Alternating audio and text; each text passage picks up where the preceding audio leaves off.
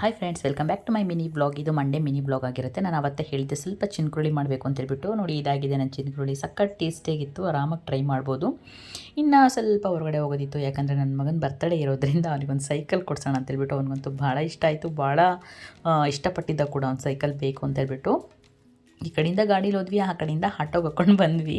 Like ಗಾಡಿ parking ಭಾಳ ಕಷ್ಟ ಅಲ್ಲಿ ಅಂತ ಹೇಳ್ಬಿಟ್ಟು. ಆಟೋ ಪ್ರಯಾಣ ನನ್ನ ಮಗಳಿಗೆ ಭಾಳ ಖುಷಿ, ಯಾಕಂದರೆ ತುಂಬ ಚೆನ್ನಾಗಿ ಗಾಳಿ ಬೀಸ್ತಾ ಇತ್ತು. ಹಂಗಾಗಿ ನಮ್ಮ ಮನೆಗೆ ಬಂದುಬಿಟ್ಟು ಸ್ವಲ್ಪ ಜಾಮೂನ್ ಮಾಡೋಣ ಅಂತ, ಯಾಕಂದರೆ ನನ್ನ ಮಗನಿಗೆ ಭಾಳ ಇಷ್ಟ.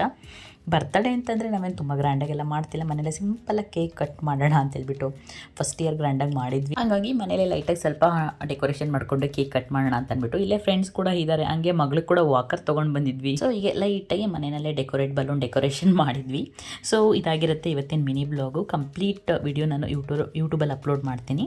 ಸೊ ಇಂಟ್ರೆಸ್ಟ್ ಇದ್ದರು ಚೆಕ್ ಮಾಡಿ. Thank you so much. Keep supporting me. Bye.